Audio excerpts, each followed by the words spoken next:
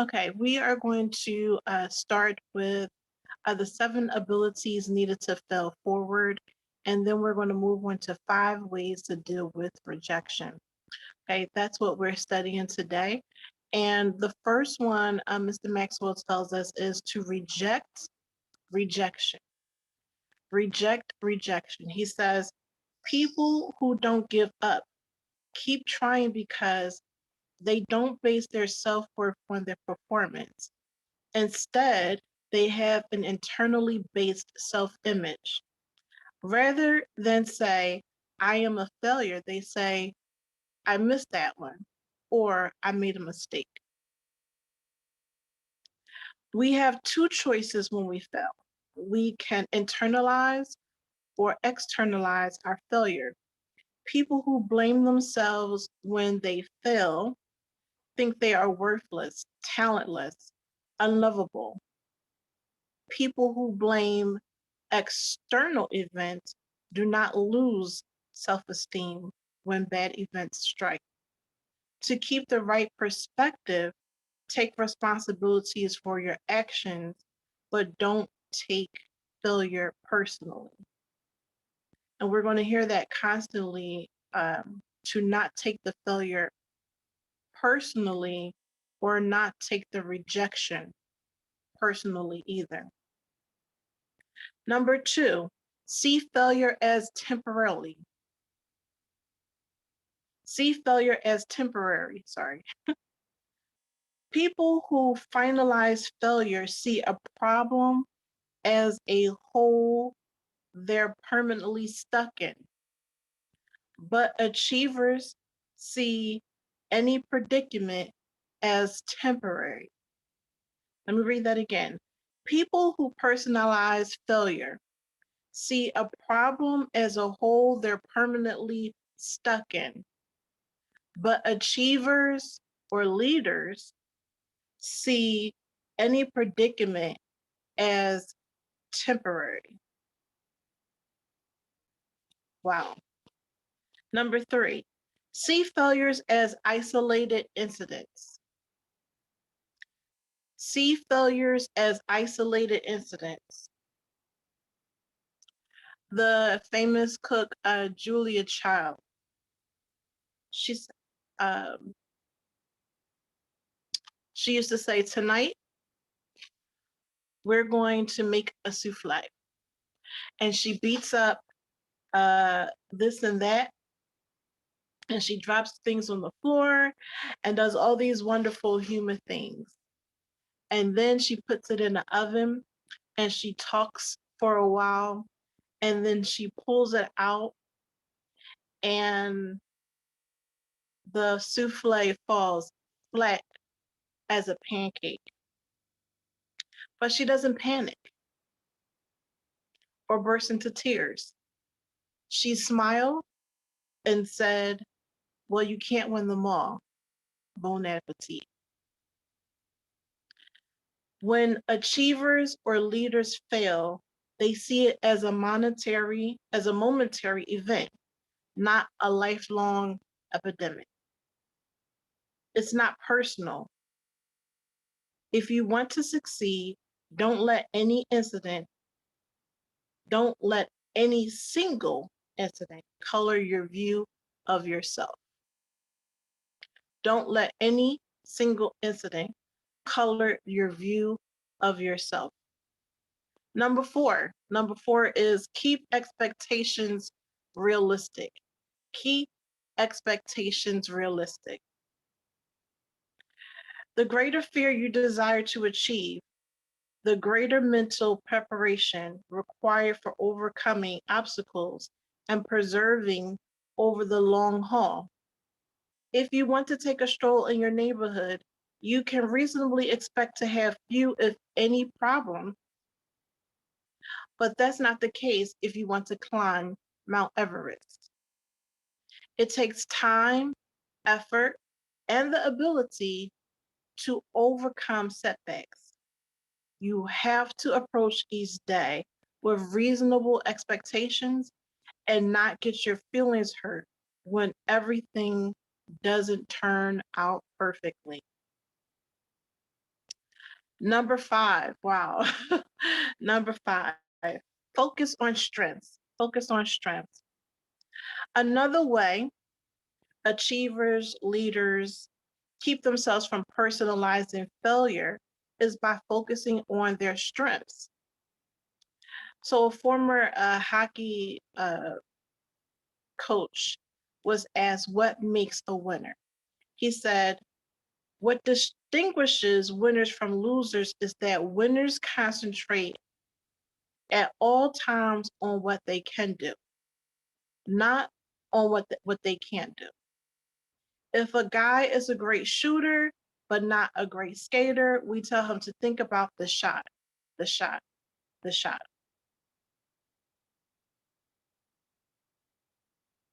Never about some other guy out skating him.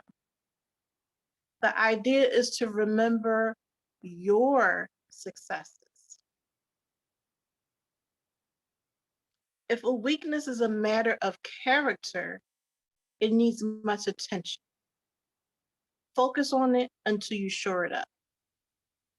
Otherwise, the best thing for failing forward is developing and maximizing your strengths. Number six, vary approaches to achievement. Vary approaches to achievement. Achievers or leaders are willing to vary their approaches to problems. That's important in every walk of life, not just business. Achievers or leaders are willing to vary their approaches to problems, meaning we don't just have one single thing, one single way that we look at things or how we approach things. We vary our approaches. That's important in every walk of life, not just business.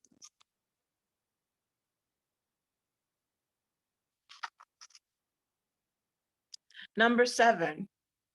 Number seven is bounce back. All achievers and leaders have in common the ability to bounce back after an error, mistake, or failure. Life is a series of outcomes. Sometimes the outcomes is what you want. Great.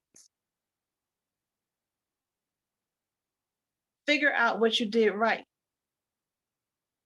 Sometimes the outcomes is what you don't want. Great. Figure out what you did so you don't do it again. The key to bouncing back is found in your attitude toward the outcome.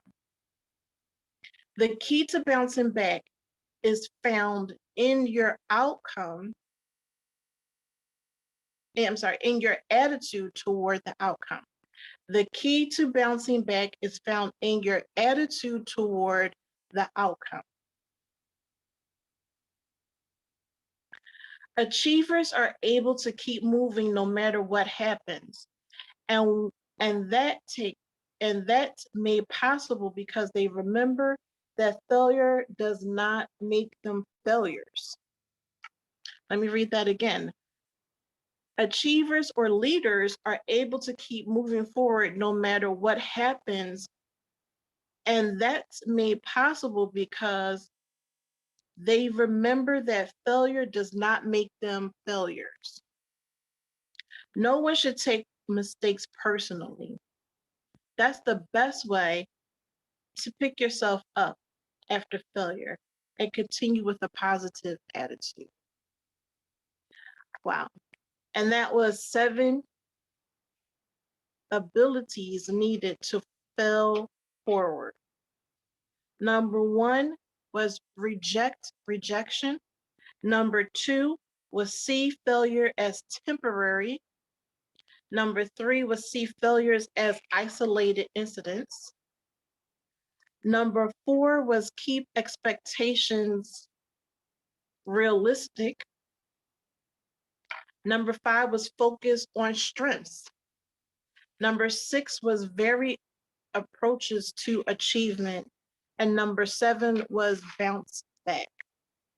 So those were 7 abilities uh, to deal with failing forward. Now we're going to move on to how to deal with rejection, right? How to deal with rejection. So number 1, the most important thing is that it's not about you, right? Don't take it personally when prospects or say no to your business, your products, or your business opportunity or your services. They're not rejecting you personally.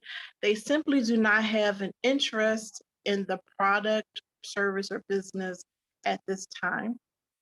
If you tell your good friend about a good movie, this is a great example, um, and that you want them to go see, and they say no, what does that mean? It just means the movie does not appeal to them, but they still like you. So do you feel rejected when your friend doesn't share the same enthusiasm for something as you do? We shouldn't. We shouldn't. It's not about us. It's not about you. People that you share your opportunity, your product, or your business with, um, it just may mean that they may have a timing issue.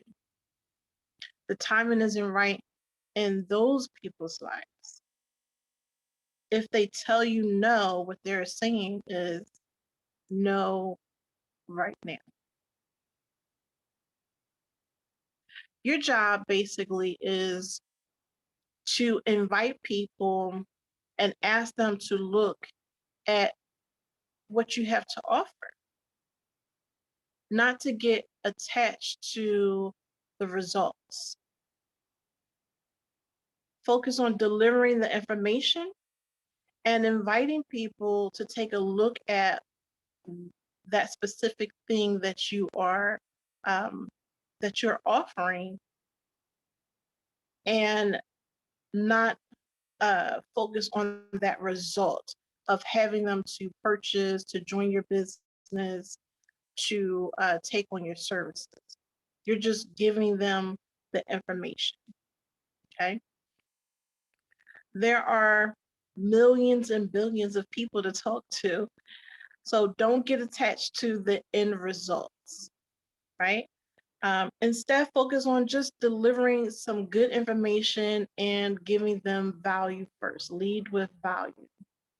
You need to learn how to have an abundance mentality. If you set the proper expectations in your mind, you will overcome the rejection um, in any given time. Okay. The proper expectations are to let people set the expectations, not you setting the expectations for people. So even if you get someone to join your business or join your team, or take on your services, let them have the expectation and not you have the expectation. A lot of times we get disappointed when we do that. Okay.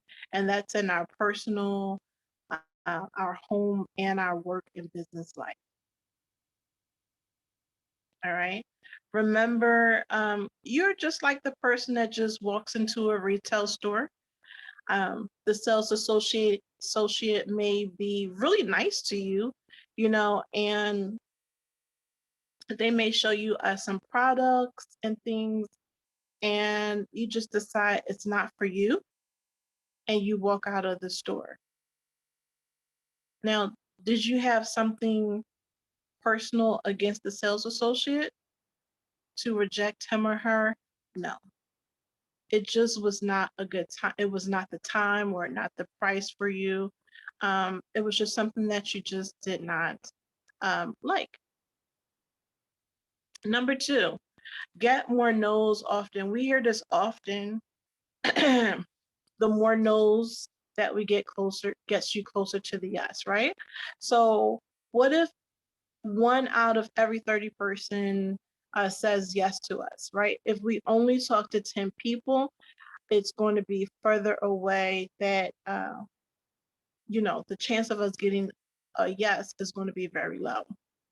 So the more people you talk to, and it gets you better at getting, uh, at the more people you talk to, increases the better that you will get at talking with people, to and with people, and it will get you closer to those yeses, right? So here's an approach of how to talk to our quote unquote warm market. So if this is a new business or new opportunity or new service, new product that you're offering, let them know what you're doing, right? Um, so you just inform it. Remember, your job is to just give the information, um, and send them some samples if you can, or some information about the product or services, right? Then you're going to just ask them simply, if they know of anyone that is open to a side project, or who's looking for the product that you're offering or the services that you're offering. And if they come across people who they think, who is looking for that, if they would just send them your way. This is the best way to avoid rejection, right? You're not asking them for anything. You're just saying, hey, this is what I'm doing. If you hear of anyone who may need my service or product, or who's looking for a great business opportunity, send them my way, right? That's all you're asking. So um, it turns the potential adversaries into allies, right? So if you are emotionally bothered by rejection, if you don't do, well with hearing no, the easiest way to overcome this is to get more rejections. It will make you number. Okay. The faster you talk to more people today, the sooner that you can forget about yesterday's rejection.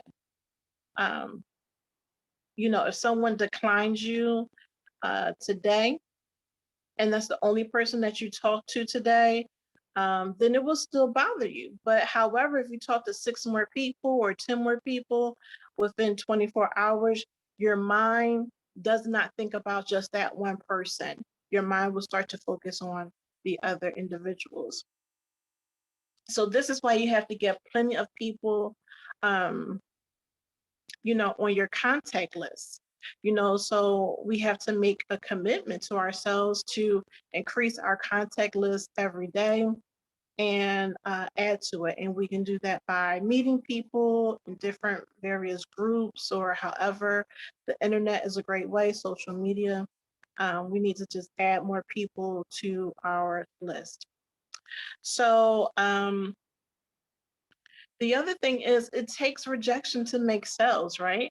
How many times have we window shopped and we reject, a store simply by walking past the store, right? Even without, we're just window shopping, we don't even buy.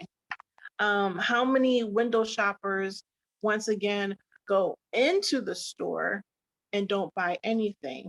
So it takes rejection to make sales. So we should just start to learn to expect it, right? And if you're not a store owner, you know, um, we actually experience less rejection than a store owner, because just think how many thousands of people actually walk by or drive by that person's store, and they reject them. So rejection is normal. We need to um, really remember that rejection is a normal thing, and it's not something that is just, personal. All right, so the next one is number 3. is we need to understand our job. Understand our job.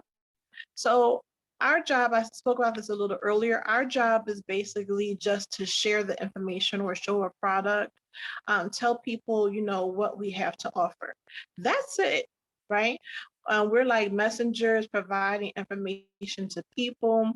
Our job is not to go out and convince people that they need our service or our product, or to join our opportunity.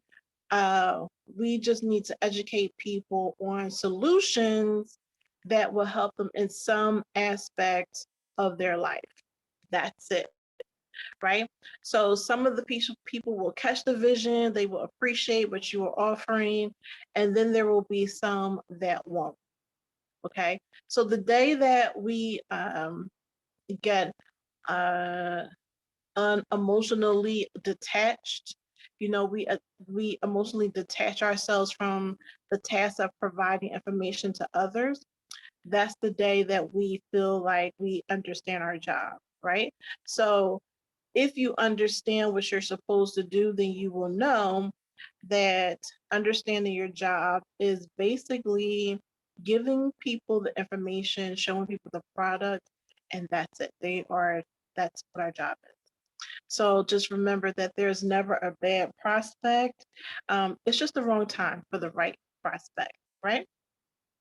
So number 4, we're moving right along here, is to turn rejection into positive motivation. So learning to um, manage your feelings is critical when dealing with rejection, especially to our self-worth and to our self-esteem. When you feel the pain of rejection, you need to turn the feeling of rejection into a positive, okay? Turn the feeling into a positive. And to manage your emotions, you must understand what triggers your emotions, right? So you should feel, experience, and express feelings which are both desirable and undesirable. Okay. So we're going to sort our feelings and turn them into productive allies so that they can work for us and not against us, And how we do this is we go back to our why. Why are we in this business? Why do we start? What's our why? And that is going to give us um, um, the determination to keep going forward. Okay, so motivation is just a feeling and it's just temporary. So it's going to give us the determination to keep going forward. Okay, you need them, but they don't need you. So this is another one. So you have products and services that can make people's lives easier. Okay. Um, they need you, but you don't need them per se. Okay. Why? Because there are over 6 billion people in this world um, that you could show the product to, especially in these times with um, all of the technology that we have. So if you remember this, you won't get stuck in with just a small group of people that you feel like you need to sell your business, your service, or your product to. Okay. So if you remember that, this will give you a different posture, a different confidence. And the more that you have this posture and confidence, the more people will be attracted to you. Okay. So the last one is still a part of this one is you're going to study successful people um, and uh, surround yourself, change your environment basically. Okay. So We want to erase the negative people in our life who are going to bring us down with negative, talk or negative thoughts. That's going to feed into the rejection, right? So they're just going to drag you down emotionally. But being around positive people, listening to positive people talk, whether it's a motivational speech or just something positive, it will automatically give you some positive feedback in your brain and it will motivate you to move forward and help you deal with um, rejection on a daily basis in your business, work, or school life. So I hope this has helped you. We have dissected rejection a lot. And so the biggest takeaway um, that I have been receiving, that I have learned, is it's not about you. Okay. And once you understand what your job is, you definitely will be able to deal with it better because you're just offering the information, the services for the product, and it's not about you anymore. You take it away and just offer what can help someone's life get better. So until then, this has been Legions of Leaders, and we will see you in the next one.